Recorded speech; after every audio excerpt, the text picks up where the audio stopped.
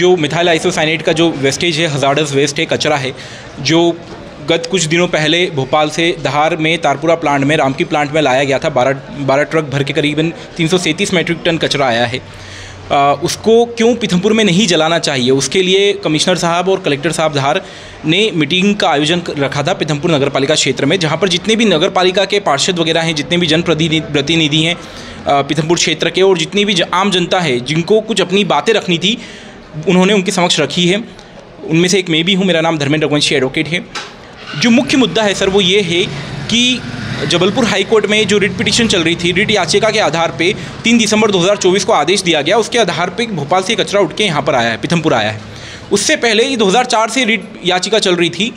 2005 में task force बनाई गई। 2007 अक्टूबर में केंद्र सरकार ने इस कचरे को डिस्पोजल के लिए गुजरात भेजना चाहा, तो गुजरात सरकार ने उसमें मनाही कर दी।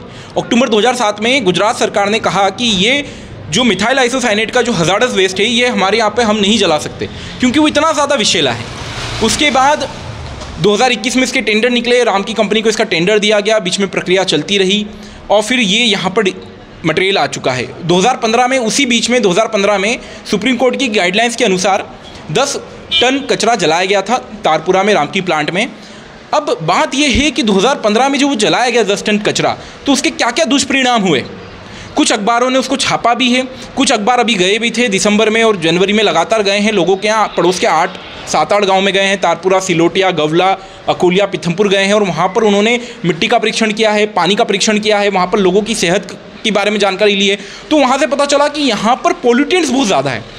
मतलब उस जगह जहाँ पर ये कचरा जला है उसके आसपास के क्षेत्रों, वहाँ से 10 किलोमीटर के क्षेत्र में बहुत ज़्यादा अंतर है। 10 किलोमीटर के क्षेत्र में ज़मीनें अच्छी हैं, सब उर्वरकता है, यहाँ पर ज़मीनें बंजर हो चुकी हैं, यहाँ पर लोगों को रोग हो रहे हैं। एक आज की मीटिंग में एक इंसान का कहना था कि सिलोटिया में कई लोगों को कुष्ठ रोग है और ये कुष्ठ रोग पिछले 10 सालों में ही बढ़े हैं। तो सरकार को इसके लिए सर्वेक्षण कराना चाहिए कि इन जो पास के गांव हैं वहाँ पर वो जो 10 टन कचरा जला था 2015 में, उसके क्या क्या दुष्परिणाम हुए हैं। और उस रिपोर्ट को माननीय कलेक्टर साहब की जो वेबसाइट है, जो धार की वेबसाइट है एडमिनिस्ट्रेशन की, उस पर प्रकाशित किया जाना चाहिए कि जिससे, और उसके अलावा भी जो जन आक्रोश हुआ है पिछले 5-6 दिन में, और जो लोग कह रहे हैं कि ये नहीं जलाना चाहिए यहाँ पर क्योंकि यहाँ पर आबादी बहुत ज़्यादा है यहाँ पर। उसके अलावा भी धार शेड्यूल इलाका है, यहाँ पर आदिवासी जनजातियाँ, आदिवासी लोग बहुत ज़्यादा हैं, आदिवासी भाई बहन बहुत ज़्यादा रहते हैं। तो इस शेड्यूल इलाके में तो और प्रतिबंध होना चाहिए, यहाँ पर ये कचरा नहीं जलाना चाहिए। उसके अलावा भी जो रिट पिटीशन जबलपुर हाईकोर्ट में चल रही है उसमें 6 जनवरी अभी तारीख है। सरकार को, मध्य प्रदेश शासन को, उसके अलावा धार कलेक्टर साहब को, कमिश्नर साहब को इस चीज़ को हमारे पीथमपुर के क्षेत्र के निवासियों का पक्ष रखना चाहिए वहाँ पर रिट पिटीशन में कि माना 12 जो ट्रक है कचरा वो आ गया है यहाँ पर रामकी प्लांट में, पर उसको जलाया नहीं जाए यहाँ पे, इसको कई वीरान जगह पे जहाँ पर पशु पक्षी ना हो, जहाँ पर कई जनहानि ना हो, उस जगह पर ले जाके जलाया जाए, पीथमपुर में नहीं जलाया जाए। क्या आश्वासन मिला है?